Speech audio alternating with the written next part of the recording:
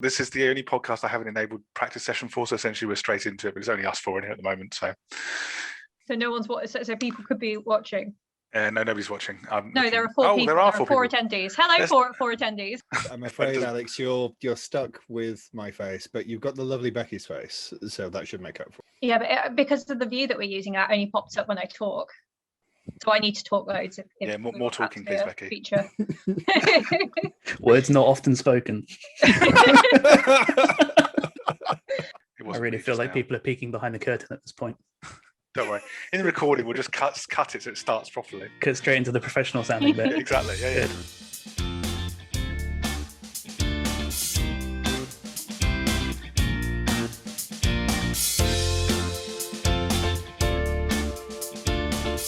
Hello and welcome to this special podcast episode, and more importantly, welcome to MegaCon. My name is Harrison. I'd like to welcome you to this very special episode where it is my great pleasure to kick off the MegaCon weekend. This is the bit where you guys cheer. Just Woo! There we go. We have such an exciting lineup for you, but before we get into all of that, let me introduce my guests this evening, neither of which really require any introduction, but if I don't give them one, there's not really any point to me being here, so I'm going to do it anyway. First up, she's probably beaten you in an election or arranged your downfall at a game. From BeckyBecky Blogs, it's Becky Campbell-Ladley. Good evening, Becky. How are you doing? Yeah, really, really good, thanks. Really, really hyped for MegaCon. Excellent. I see a cheeky glass of red wine on the side there, so... It's essential, to be honest. I can't say I blame you. And then my fellow Megagame Assembly co-founder, if you've been to a game in the last couple of years, he was almost certainly there. It's only Mr. Megagame himself, Matt Bambridge. How are you this evening, Matthew? I am very well. I'm very excited. Thank you, Myra, Harrison. Excellent. Right, so by now you should all be aware of the awesome games, panels, seminars, and workshops we have coming up this weekend. But just in case there is anything you've missed from our jam-packed schedule, I've asked Becky and Matt to prepare a list of the 3 things we are each looking forward to the most from our amazing lineup. And if time allows, I will then be opening up the floor to questions from the audience. So get those ready for us in the chat. And let's see if we could make our guests squirm a little bit, shall we? And actually, we've had our first one already. Becky, as the technical wizard of MegaCon, do you have a wizard hat? I do. Oh my God, I was literally, earlier today, I was rather than doing useful things for MegaCon, I was taking selfies of myself in actually it was a witch's hat, like a cute little one. So I do actually have photos of myself in a witch's hat from today. Okay. Well, we may need that posting somewhere on social media so everyone can get evidence of that. Good. Well, there we go. See, we've already answered one of the questions. So if you have any others, any pressing questions you have for any of us, please do stick them in the Q&A below. Right then, let's run through our top 3 events that we are each looking forward to the most this weekend. We're going to do this round robin style, and because I'm in charge, I'm going first. Personally, I'm really looking forward to the Habits of Highly Effective Megagamers panel, which is happening on Saturday morning at 12 o'clock GMT.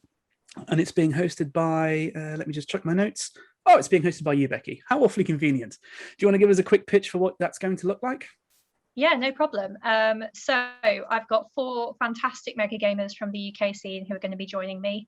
Anthony Howjigo, and I always forget how to pronounce his surname, who is quite a sort of a min-max mega gamer. He's honestly pretty intimidating to play against. I know I'm always hate it when I'm cast in a role opposing him. So he's our first guest. We've got Matty Robinson, who is very fun first and quite heavy on role play, and the games that I've played with her where I've just had the hugest laugh with her. Then we've got Tim Campbell-Ladley, and I'm not just interviewing him because he's my husband, it's also because he is one of the most dedicated mega gamers to brief that I've ever met, even if it hampers his performance in terms of his goals. He will stick to that briefing he's been given. And then finally, we've got Seamus Bates, who is very collaborative and creative. And I, in the past, have put him into roles at games where I know he'd just be so good at supporting new players and really bringing them out of their shells and being able to be an arsehole, but in a supportive way, if that makes sense. So yeah, 4 fantastic mega gamers, and we're going to be talking about all sorts of things like, what pitfalls do new mega gamers fall into? What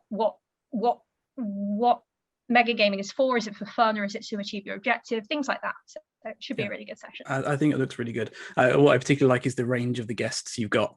I think you have a real wide spectrum of different approaches to mega games.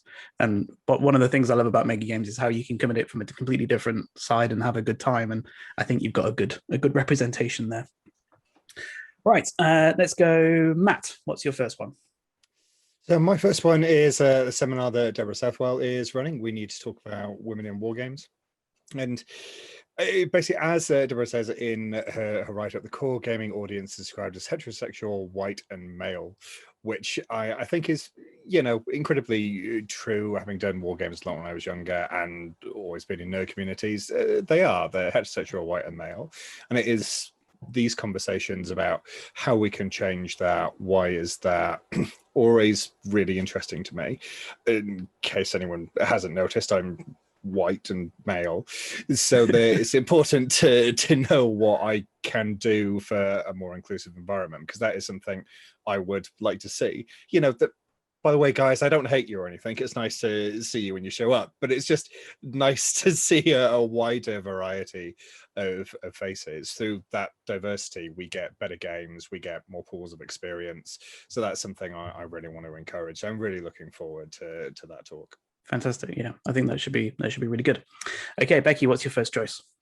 My first choice is John Keyworth's Map Design for Dummies workshop. I find map design for mega games one of the most challenging aspects, to the point that in my second mega game design, I didn't have a map because I didn't want to have to deal with that. So yeah, but I am designing another game now that definitely needs a map. So I will be hitting that up. So he's going to be taking through a map design and how it links into mechanics as well. So you can't just design a mega game map and put some counters on it and expect that to work. It's a sort of very integrated process to design the map and the mechanics sort of hand in hand. I believe. I'm not the expert, John is, so that's why I'm really looking forward to going to his talk for. Yeah, I think that should be really good. The game of his that we played in, Matt, or you can help me with the name of it. It's completely gone from my mind. Gosh darn it. Chris and I were trade czars. It was a planet with mechs, and blimey, you were on the Imperial team? I've even Ed says Relics of the Fall. Yes. Thank you, Becky. Yes, that Good one. Lord.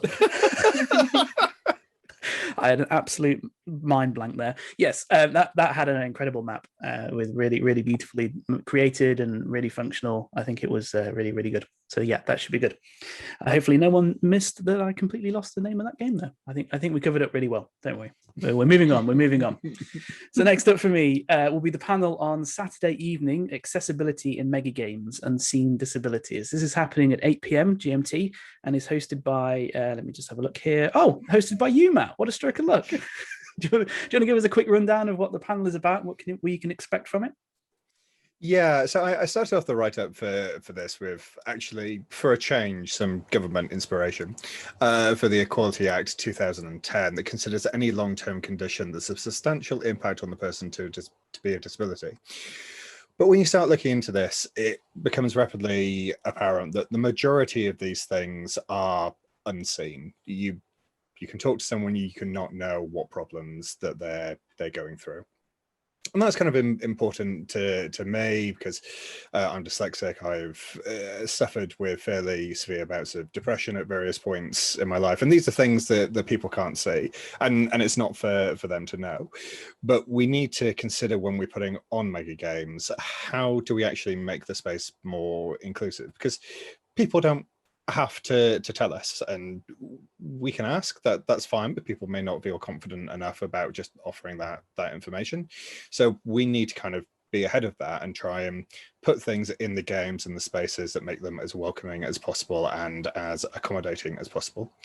So I'm going to be joined by Becky Campbell-Ladley, Jen Steele and Tom Kirkwood, and we're going to spend some time talking about some of the issues. It's going to be fairly freeform, fairly chatty. We're going to go through some questions and then take questions from the audience.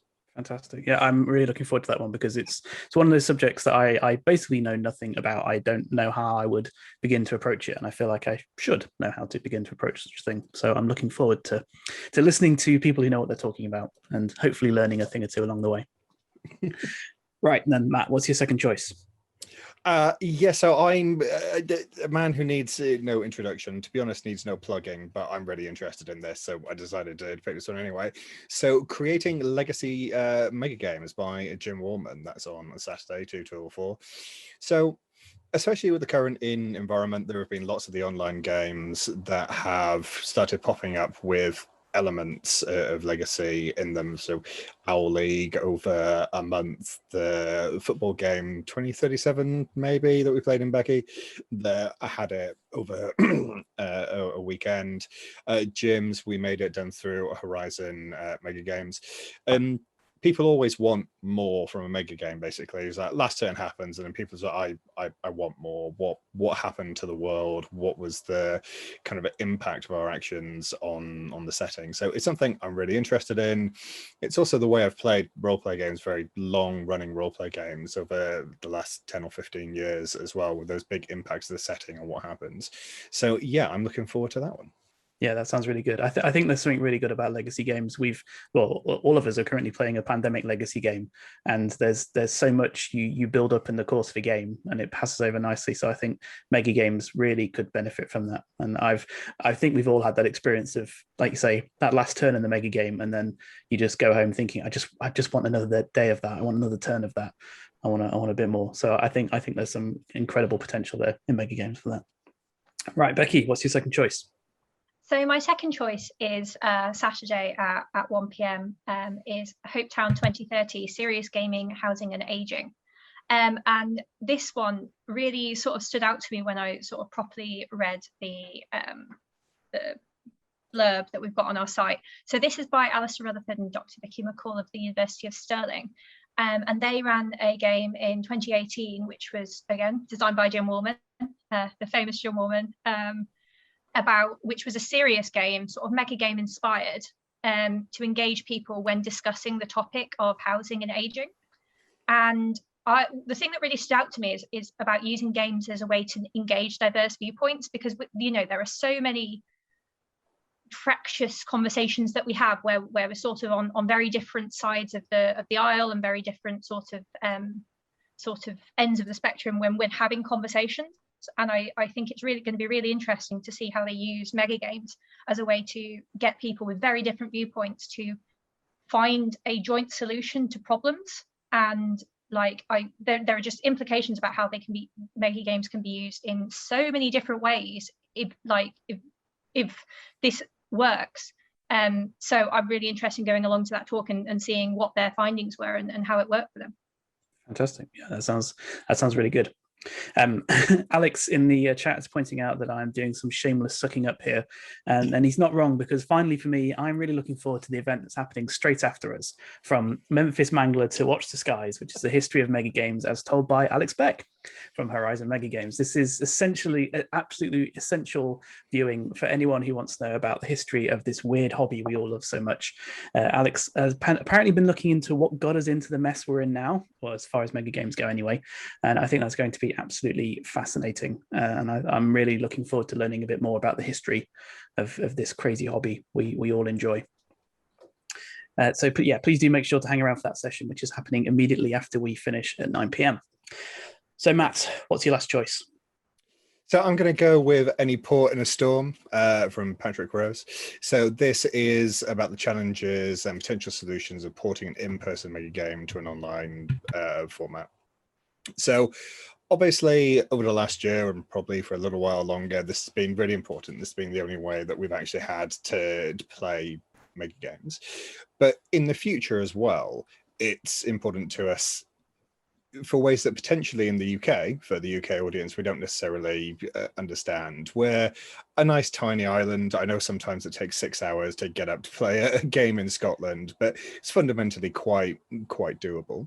For lots of other places in the world where you've got a smaller community, or America where you've got giant geographic distances, that just isn't the case. So being able to take an in-person game and put it online is going to be a way that quite a bit of the mega game audience is going to be able to experience more mega games a year when possibly there aren't any being run in their locality, or they would have to go to a big old convention that's quite difficult to get to, like Gen Con or PAX North and South. So I find that really interesting.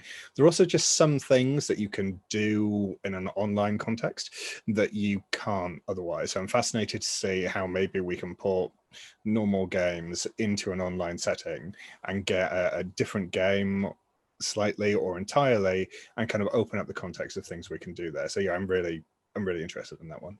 Yeah, I think that's going to be really good. I think it's a really important topic for the future of the game, of the hobby, really, because trying desperately to find some sort of positive from the last year that we've all had. I think the emergence of online mega games from it has been really fascinating. And like you say, it opens up possibilities to lots of people. And referencing back to your disabilities and accessibility issues, you know, there are people who maybe would struggle to get to a church hall somewhere or something, and you know, maybe opening up online means that they can go to mega games when they wouldn't before. And as you say, on this tiny little island, we don't really think about geographical issues. I mean, I do, because every mega game is about a 3-hour drive for me for some reason, but there we go. But yeah, if you're living in some of these larger countries, that's definitely something. I think it's an interesting topic in general about what the future of online mega games looks like once we're all allowed to leave our houses and mix in meat space. You know, what the balance is going to be there. Well, we can go back to meat flesh games, you say? No, we agreed. We did not use that term.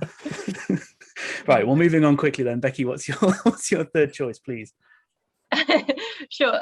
It's so hard to pick, to be honest. I noticed that someone's asked whether we're playing any mega games this weekend, and I just wanted to say that I'm none of the organisers are. We're going to be too busy with other things. And I think that's the main reason that all of the things we're talking about is seminars and workshops, because we can't make it to any of the mega games or playtests, which all look fantastic, to be honest.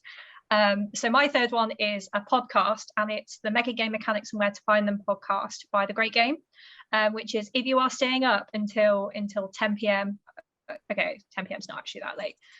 It's going to feel late at the end of Saturday, but 10 p.m. on Saturday, the Great Game, Patrick and Jack from the Great Game podcast are being joined by Tristan Cliff of Melbourne Mega Games and Jason Kotzer of Brisbane Mega Games to talk about mega game mechanics. And I love a good mega game mechanics talk. You know, the Where to Find Them thing really makes me hope that they're going to be talking about sort of wacky places you can look for mechanics. And like, I love my second game, Trope High, had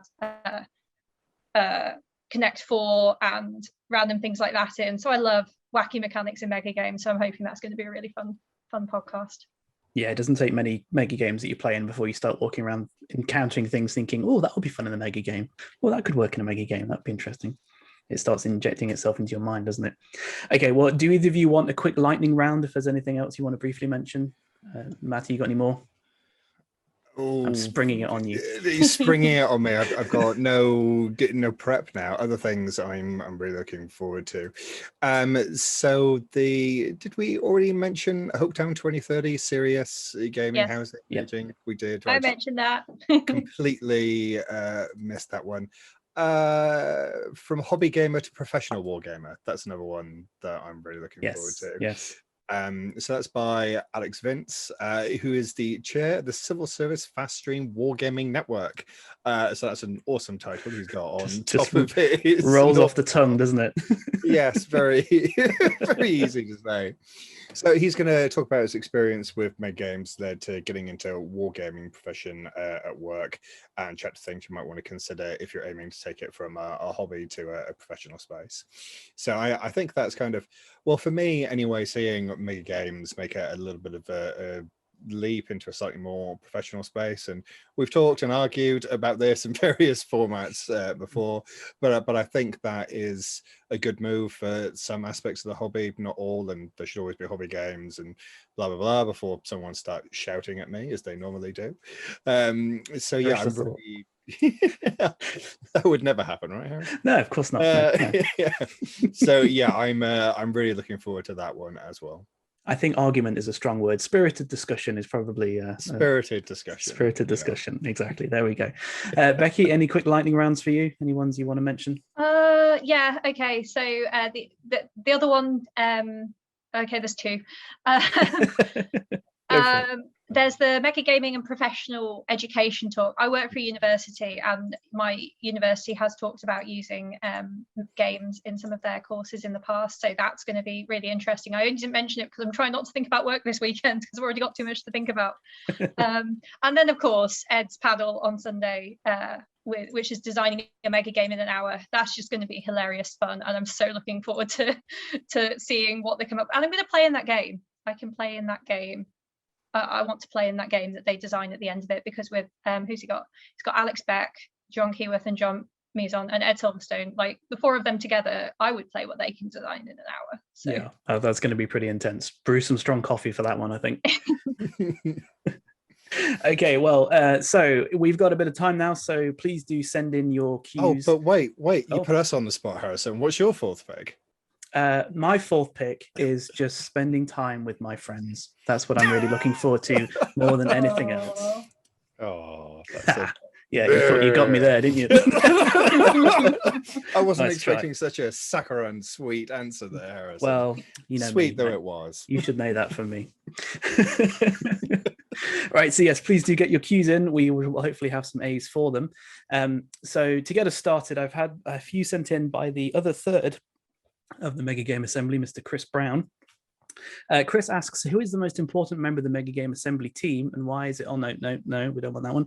What is your top themed Megagame that you would play tomorrow if you had the chance? I'll throw that one to you, Becky. Oh my God, that's so hard. Okay. Just first thing that came into my head was pirates, because pirate games, and maybe it's because I'm drinking, pirate games are just always so much fun. Like I've had a laugh at every single one I've been at, like, you know, whether the mechanics have been completely on point or not, the game itself is just always absolutely hilarious. And if you've got a team that's willing to really throw themselves into the theme and drink rum and sing shanties, with all the shanties that have become popular in like the past year as well, like the next pirate mega game is going to be wild. Is that anything to do with the rum that's consumed at those games, or is it more about the theme? I've not done one sober, but I'm sure that's got nothing to do with it. The idea of a drunken mega game terrifies me, quite frankly. They're intense enough as it is. I don't think rum's going to add anything to that. Oh, you should try it, Harrison. It's worth great. a try. Well, as previously mentioned, I have to drive for 3 hours after every mega game, so I'm not sure it would be a very good idea for me. Matt, what would be your number one theme? If I could pick absolutely anything out there. Yeah. Oh God. The springing questions on us, Harrison, is very mean. You're welcome. Yeah. So I'll probably go with two broad ones. So I love anything space themed. I suppose I'd really like a really big intergalactic war style mega game with lots of negotiation, lots of motherships zooming around. But I also do have a hankering to do various Egyptian ancient world rebellions between the upper and lower kingdoms as well. Wow. Which is a bit of left wall for me, but you know, I studied it in uni. They always seemed really, they've always got big, interesting characters in them. I'd also love someone to do an Iliad game where you've just got gods wandering around. Because if you ever read the Iliad, I would love to go from the 34 pages where they describe the colors of the sails on the ships to where you've got a battle going on where Ares is just wandering around getting really annoyed when someone knifes up Aphrodite for being an absolute bitch. I have played Aphrodite at a mega game, wandering around and and shouting at other gods, and I completely agree. That was a great theme. Yeah, of Gods and Men. That was great. Fantastic. Nice. Yeah, I think mine would probably be something space related. So something like Star Wars or Star Trek or The Expanse or Firefly or something along those lines. I think that would be an instant ticket purchase for me. Yeah, Alex has done me here, because it turns out that the two things I really, because question is, could Matt perhaps design a game that includes big space war and ancient Egyptians all at once? And I didn't realize I was doing it, but yes, I've accidentally wandered into, I'm designing the game I want to play, and I'm never going to get to play it. So I'm designing a game based on Stargate. So maybe one day when we're allowed back in meat space and to play flesh games, we'll be able to play that. I can mute you. I just want to remind you of that. Mean. Okay. Well, on that topic, then, are either of you intending to run a mega game after lockdown ends? And if so, what are you currently working on? Are either of you in a position to reveal anything there? Do you want to go first, Becky? Do you want me to go first? I'll go first. Sure. So I did see Harry actually asked in the chat whether the game that I'm currently working on is my Rome one. No, for some reason Rome isn't where I'm going at the moment. And Harrison, I think you might be excited by this idea, because the current game that I'm working on, which is in really early format, is a game which is Line of Duty but set on something like Eros from The Expanse. Oh, I'm there. But as mentioned, that will need a map, so we need to work out how that side of the game is going to work. But yeah, you'll be playing undercover cops, undercover criminals on the meanest, dirtiest station in the system. That sounds incredible. Yes, I'm there for that. I'm very much there for that. And I hope to run Trope High as well, again in person in 2022 as well. So hopefully that will be happening as well. You want to give a brief description of Trope High for anyone who may not be familiar with it? Sure. It's my American high school fantasy mega game. So you're playing a typical American high school student, except you've got a secret. So whether you are a vampire hunter, a teenage witch, a time traveler who's been sent back in time to get your parents together, the embodiment of evil in the universe, one of those, but you're still trying to do well in your SATs, get into a good college, get a date to prom, that sort of thing. Nice. Matt, do you want to talk a bit more about your Stargate game? Or? Yes. So, I'm going to be. I did have a title for it, To the Stars of Gods and Men, but obviously Of Gods and Men was a title of a very different game, like Game Makers many years ago, so I do need to work on that a bit. But for those who have seen it, it's loosely based on Stargate. So you've got parasitic aliens pretending to be gods from Earth's past. You've got Stargates that take you to various places in the galaxy. What I've termed golems, which are Jafar, which are kind of the slave race for the gods. And the game will start basically after the immortal god emperor has been killed and there's a power vacuum, and the gods are trying to sort this out. Well, various members of the Jafar may or may not be rebelling, and humans are just wandering around causing all sorts of trouble for anyone that they can find. So there's the power vacuum dynamic in there. There's whether the slave race, the first among slave races, whether they rebel or not, humans doing the thing. There are a couple of hidden races in there. All of the planets have discoverable kind of adventures on there because it's Stargate. So whenever you go to a planet, there'll be something to discover, and there will be areas of uncharted space that the previous God Emperor has kept hidden from everyone and not allowed them to go there. And now those are open, and there can be nothing possibly bad in there at all. Only good things. Only good things. Puppies and nice things like that, I'm sure. Puppies and love and all things nice. Sunshine, happiness. Yes, I mean that's what the gods who haven't been allowed to go there think. So they're going to immediately go there, even though the rules say not to. And there's a core dynamic of the kind of rules of Ra and the rules of the golems that have a kind of political and social aspect to how society is run that players can change as the game goes on. So that's a very brief rundown. Nice, great. Okay, so we have one from an anonymous attendee. I have a horrible feeling I know what one of your answers is going to be for this. What's your favorite Megagame achievement? The cleverest or nastiest thing you've ever done? And I'm going to start with Becky because I don't think I'm going to like Matt's answer. I don't think you're going to like my answer either, to be honest. Smashing. Because mine's got to be at my first game of Den of Wolves, where I was playing as the council member for Dion and a wolf. And Matt and I had one of our famous presidential head-to-heads, along with Adam, who was the person that everyone should totally have voted for, to be honest with you. Socialism would have been much better than risking whichever of me or Matt was a wolf, because it was definitely one of us, and it happened to be me. And Harrison, I believe you voted for me. I didn't get involved in the political. No, I said I played just it. The entire rest of your ship did. Though. Yeah, I played it straight down the line. I said that I don't think the military should get involved in politics. So I wasn't going to dictate to my crew where they should vote, and I did not vote. What I wish I'd done is what I very nearly did, and that was storm the stage and arrest both of you on the logic that one of you was going to be a wolf. So I knew I had a 50-50 chance if I got one of you, but if I got both of you, it was a game. But I decided to be a good guy that day, and that was a bit of a regret. But there we go. Be a good guy, doom the lives of every single person in the survivor fleet. Great choice. Well, I'd already arrested one vice president that day. I could arrest a new president just as easily. If I gave you the time. Matt.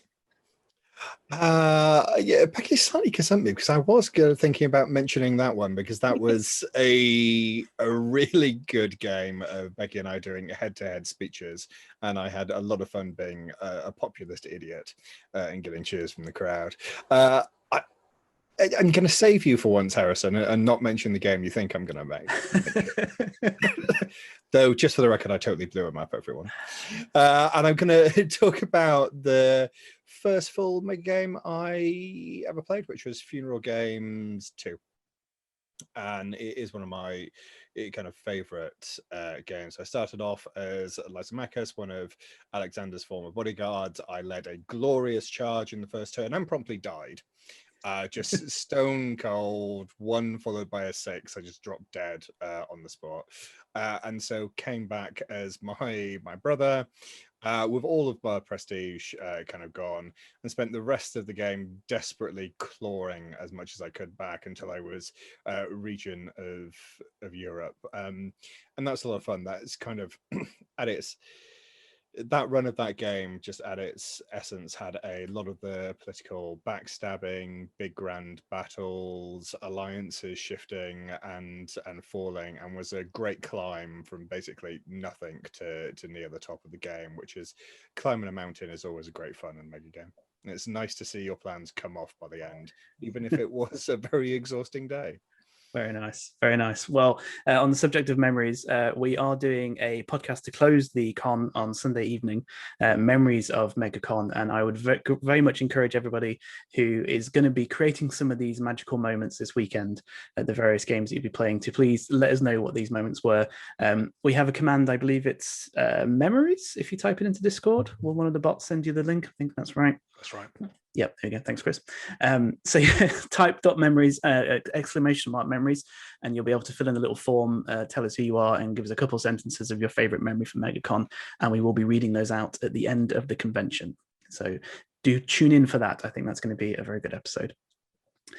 So I'm going to link my answer to this question with a question from Alex in the chat.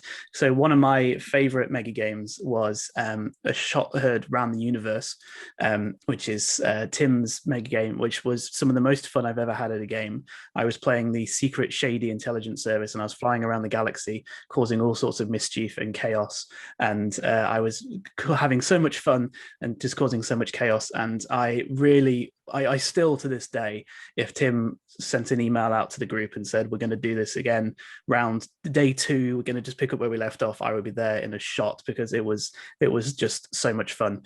So that was Alex's question, which is, if there is one game you could go back and play again, what would it be and why? Either because it was great, or you just want to redo all of your mistakes. So Becky, what would be your one game for that? Okay, so I'm going to go with the redo your mistakes one, and I'm going to go back to Crisis in Elysium, the first one, where it's all about you, Matt. You gazumped me as president. You stole my president of Mars power, governor of Mars power. Well, no, wait. You stole my head of the council power. I can't remember what you stole it from me.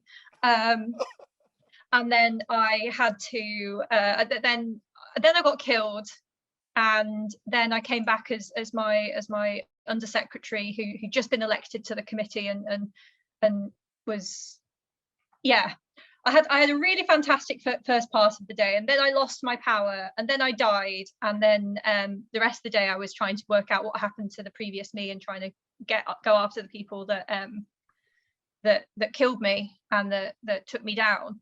But if I could go back in time, I would take Matt on again, win this time, stay as governor of Mars, actually find the traitor. There was a traitor on my team that I had no idea about until literally the debrief. Definitely find them, root them out, stop them from blowing up one of the hab domes, and just generally do a better job as governor of Mars. Nice. It's a great game though. I had a great time, Alex, don't worry, but would go back and do it again better. I think that's a sign of a good game, when you want to go back and redo it, and you want to feel like you want to undo your mistakes or take things a bit differently. I think that only happens in a game you enjoy. Yeah. Matt, how about you? It's difficult because I think a lot of games I end up going, oh, I wish I'd done this differently, I wish I'd done that differently. But a game I'd absolutely love to play again is really annoying me, because the game I played over at Gen Con in 2019 about a society, Dwarfhaven.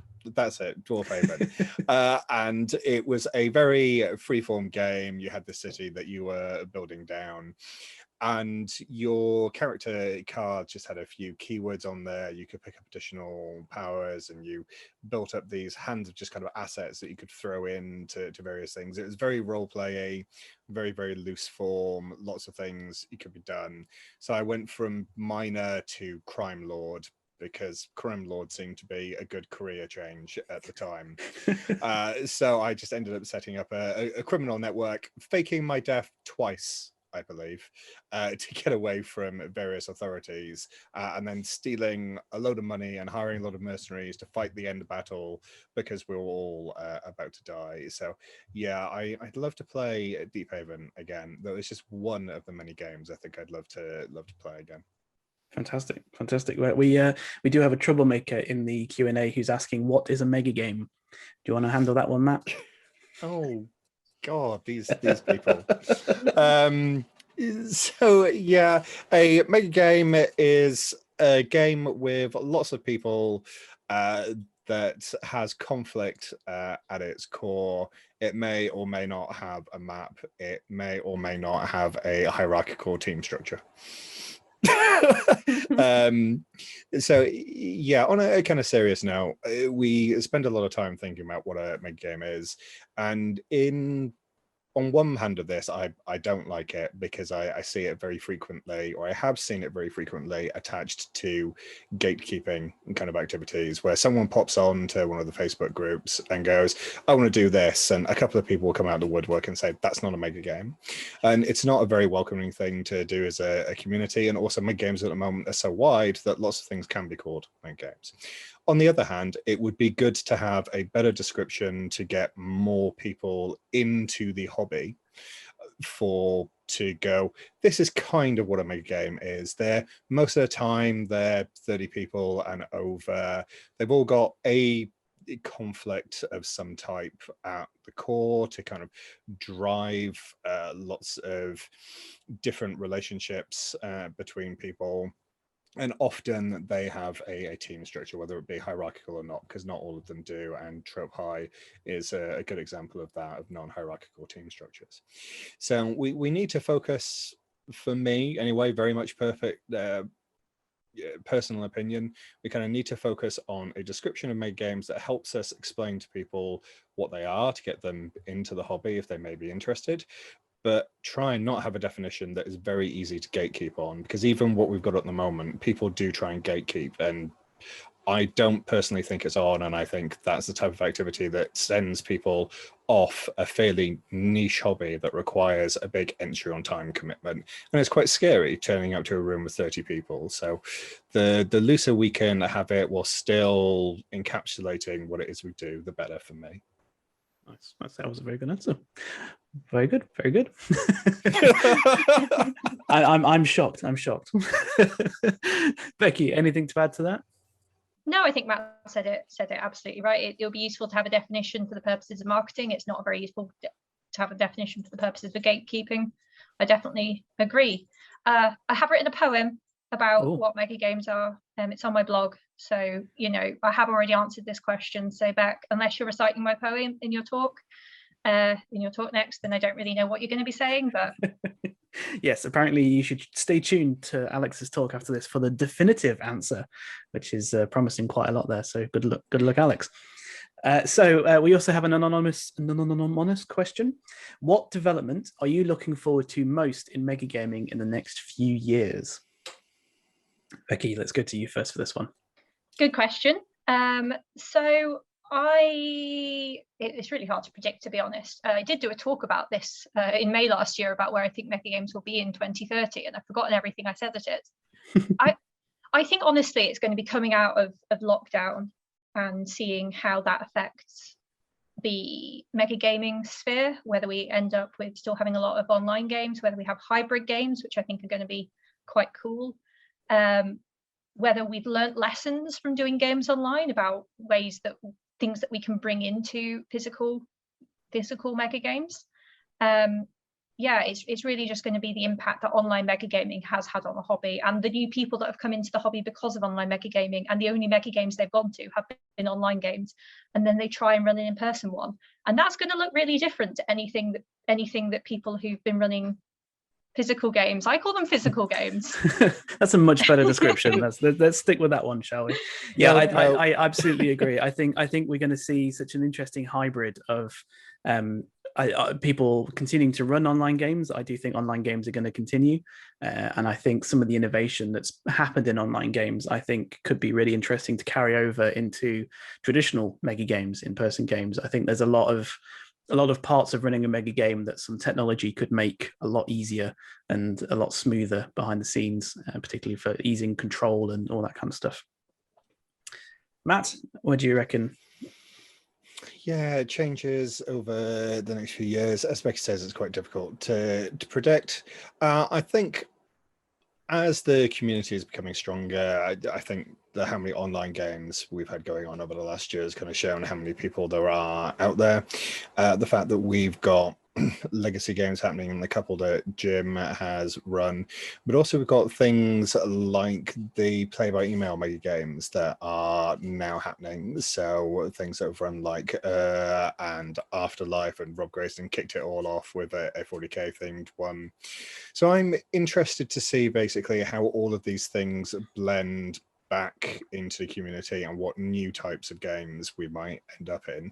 Are we going to move to this format where we have multiple shorter sessions over a period? Are we going to move to having the play-by-email games that have basically a lot of the same structures that mega games do, but you play them over a much longer time via email?